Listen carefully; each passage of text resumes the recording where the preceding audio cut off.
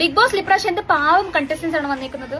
Big boss നിങ്ങൾ ഒരു കാര്യം ചെയ്യൂ, അടുത്ത സീസണിൽ എന്റെ ഫാമിലിക്ക് ഒരു ചാൻസ് കൊടുക്കൂ. എന്റെ ഫാമിലി എന്ന് പറയുമ്പോൾ എന്റെ അച്ഛൻ്റെ അമ്മയുടെ ഫാമിലി, എന്റെ എക്സ്റ്റൻഡ് ഫാമിലി, അവർക്കൊരു സ്പേസ് കൊടുക്കൂ.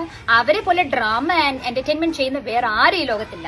ചതിക്കണോ, ചെപ്പയ്ക്കടിക്കണോ, ഗ്രൂപ്പിസം കളിക്കണോ, അവവാദം പറഞ്ഞുണ്ടാക്കണോ, എന്തിനു പറയണം, അഭിനയിക്കണോ, അവര് അഭിനയിക്കും. തെറി വിളിക്കാൻ അവര് കഴിഞ്ഞ വേറെ ആരെങ്കിലും ഉള്ളൂ. നമ്മൾ പോലും നാണം കൊണ്ട് ചെയ്യും പൊത്തിപ്പോവും. അമ്മാതിരി തെറി അവർക്കറിയാം. അവർക്കറിയാത്ത പ്ലാനിങ്, പ്ലോട്ടിംഗ്, സ്ട്രാറ്റജി ഒന്നും ഈ ലോകത്തില്ല. പിന്നെ നിങ്ങൾ 7ന്റെ പണി അവർക്ക് കൊടുക്കേണ്ടി വരത്തില്ല. ബിക്കോസ് അവർ 8ന്റെ പണി തന്നോണ്ടേയിരിക്കും. നിങ്ങളുടെ TRP കിടന്ന് കത്തും. പക്ഷെ ഒരു റിസ്ക് എന്താണെന്ന് വെച്ചാൽ നിങ്ങൾ പോലും അറിയാതെ ബിഗ് ബോസ് ഹൗസിന്റെ വീടിന്റെ ആധാരമില്ലേ, അത് അവർ അവരുടെ പേരിലാക്കും.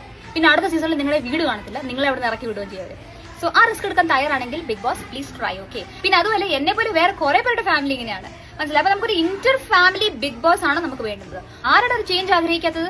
ഞങ്ങൾ ഓഡിയൻസും ആഗ്രഹിക്കുന്നുണ്ട്. So bring the families in. Big Indian Galatta gang Big boss.